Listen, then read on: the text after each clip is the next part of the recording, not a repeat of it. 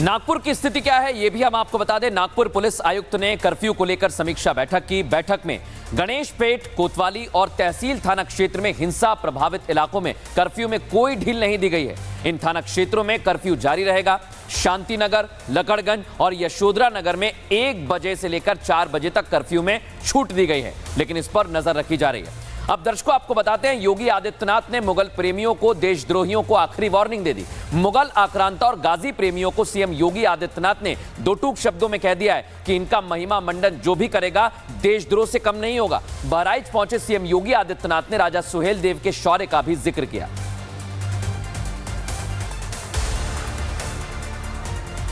महाराष्ट्र से लेकर उत्तर प्रदेश तक मुगल आक्रांताओं से लेकर गाजी प्रेमियों को लेकर बड़ी बहस छिड़ी हुई है। एक तरफ औरंगजेब की कब्र को नेस्ते नाबूद करने के लिए हिंदूवादी संगठन मैदान में है, तो दूसरी तरफ सालार गाजी के नाम पर लगने वाले मेले को लेकर जंग छिड़ गई है। सीएम योगी आदित्यनाथ मुगल आक्रांताओं को लेकर क्लियर हैं। बहराइच में उन मुगल प्रेमियों को भी मैसेज दे दिया कि आक्रांताओं का महिमा मंडन करने का मतलब देशद्रोह की नींव को पुख्ता करना है। ये नया भारत है, इसमें ये कभी स्वीकार नहीं होगा। आक्रांता का महिमा मंडन का मतलब देशद्रोह की नींव को पुख्ता करना, और स्वतंत्र भारत ऐसे किसी देशद्रोही को स्वीकार नहीं कर सकता है। योगी आदित्यनाथ बहराइच की तहसील मिहींपुरवा में आयोजित कार्यक्रम में पहुंचे थे और उन्होंने अपने संबोधन की शुरुआत में बहराइच की पहचान को महाराजा सुहेलदेव के शौर्य से जोड़ा। वही राजा सुहेलदेव जिन्होंने सैयद सालार गाजी का अंत किया था। महाराज सुहेलदेव का शौर्य और पराक्रम इस स्तर का था, उसी की परिणति थी कि 150 वर्षों तक कोई विदेशी आक्रांता भारत पर हमला करने की कोई दुस्साहस नहीं कर पाया था। अबू आजमी के औरंगजेब के महान बताने के बाद महाराष्ट्र के साथ देश की सियासत गरमाई हुई है और सीएम योगी पहले ही साफ कर चुके हैं कि औरंगजेब हो या अकबर, सबकी मानसिकता एक ही है। आज उन्होंने उन मुगल प्रेमियों को साफ संदेश दे दिया कि अगर उनका गुणगान किया तो ये देशद्रोह होगा। वहीं संभल के बाद बहराइच में भी ऐसा ही हो रहा है। सैयद सालार का जन्म 1014 में हुआ और आपको बता दें, सालार मसूद गजनवी का भांजा और सेनापति विस्तारवादी सोच के चलते अवध में घुसा था। बाराबंकी होते हुए बहराइच में वो दाखिल हुआ। उस वक्त बहराइच में राजा सुहेलदेव का शासन था।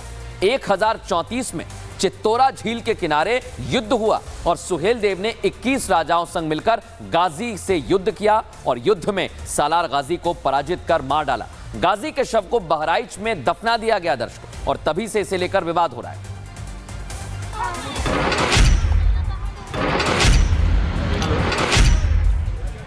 एक तरफ संभल में सालार गाजी की याद में लगने वाले नेजा मेला को प्रशासन ने परमिशन नहीं दी, तो वहीं अब बहराइच में भी कुछ इसी तरह की मांग उठने लगी है।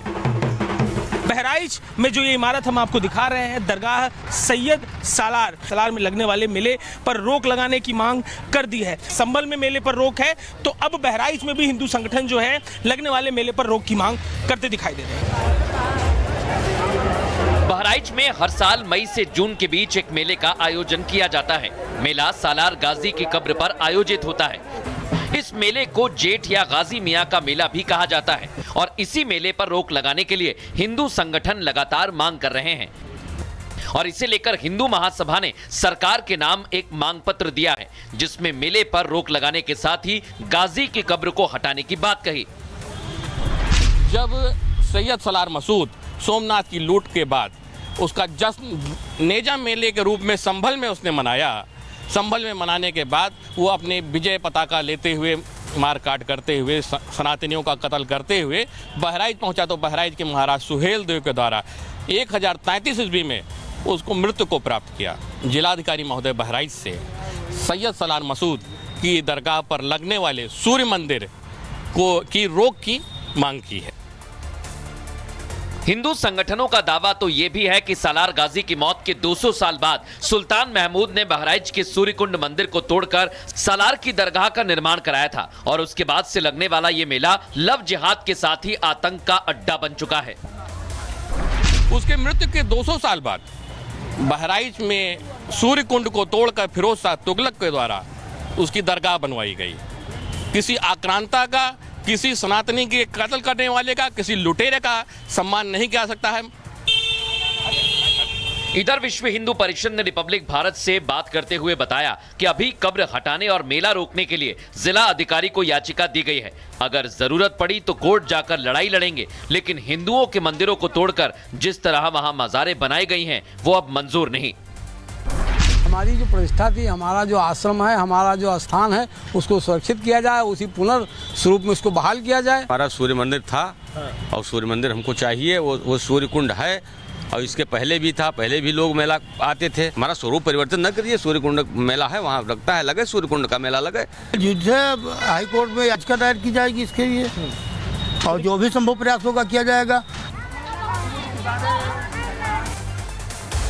इधर दर्शकों, संभल में गाजी मेले की परमिशन नहीं मिली है। उधर बहराइच में गाजी मियां का मेला भी नहीं लगेगा, रोक की मांग की जा रही है। भदोही में सालार गाजी का मेला बंद करने की मांग उठने लगी है। जौनपुर में खेता सराय में गाजी के मेले पर सस्पेंस बना हुआ है और मुरादाबाद में नेजा मेले की परमिशन नहीं दी गई है। लेकिन संभल के बाद मुरादाबाद में परमिशन नहीं मिली तो वहां की स्थिति क्या है, दिखाते हैं आपको। संभल, बहराइच, जौनपुर, भदोही, एक के बाद एक उत्तर प्रदेश के शहरों में सालार गाजी की याद में लगने वाले मेले को लेकर रोक लगती जा रही है। अब इस लिस्ट में एक और शहर का नाम जुड़ गया है, मुरादाबाद। मुरादाबाद के थावला गांव में 2 अप्रैल से मेला लगने वाला था। तैयारी पूरी हो चुकी थी, चबूतरा भी बन चुका था, लेकिन संभल से शुरू हुआ यह विवाद अब मुरादाबाद जा पहुंचा, जहां हिंदू संगठनों ने एसडीएम को ज्ञापन देकर मेले पर रोक लगाने की मांग की। एक तरफ आप मस्जिद आप देखेंगे तो इसके बगल में मदरसे भी हैं। ये देखिए, ये आप सीमेंटेड चबूतरा आप देख पा रहे हैं, जिस पर पूरी जो है मेला कमेटी यहाँ पर बैठती थी, लोग यहाँ पर आते थे, फिर यहाँ पर सारी जो सुनवाई होती थी, पूरी प्लानिंग की जाती थी नेजा मेला को लेकर। लेकिन अब फिलहाल रोक लगने के बाद लोग ये कह रहे हैं कि आखिर नेजा मेला पर रोक लगने की वजह क्या है। जिस जगह मेला लगाया जाता है वहां एक तरफ मस्जिद है, दूसरी तरफ मदरसे हैं, लेकिन हिंदू संगठनों के विरोध के बाद प्रशासन ने मेले को स्थगित कर दिया है। मेला स्थगित होने पर मुस्लिम समुदाय के लोगों ने नाराजगी जाहिर की और इसे राजनीति का हिस्सा बताया। मेला होना चाहिए बिल्कुल। इसमें यह है, जो गजनबी थे वो लुटेरे नहीं थे, उनके भांजे थे। ये थोड़ी है मामूल लुटेरे तो भांजा भी लुटेरा होगा। दादा परदादा के ज़माने से देखते चले आ रहे हैं, मेला बहुत दिनों से लगता चला रहा है, आज तक ऐसा नहीं हुआ। अब क्या पता, ये तो सरकार जाने। वो तो एक राजनीतिक खिलवाड़ है जो चल रहा है। और ये जो मेला है, मेला लगता हुआ आया है और ये मेला रखना चाहिए। जिसने ये आपत्ति लगाई है कि ये इन्होंने ये लूटा था, ये वो लूटा था, ये सब गलत है। वहीं संभल में नेजा मेला की परमिशन नहीं दी गई थी और अब पुलिस प्रशासन ने साफ कर दिया कि अगर किसी ने मेले की आड़ में माहौल खराब किया तो एक्शन तगड़ा लिया जाएगा। पुलिस ने नेजा कमेटी के पदाधिकारियों को पाबंद किया है। अगर वो पाबंदी तोड़ते हैं तो 5-5 लाख रुपए वसूले जाएंगे।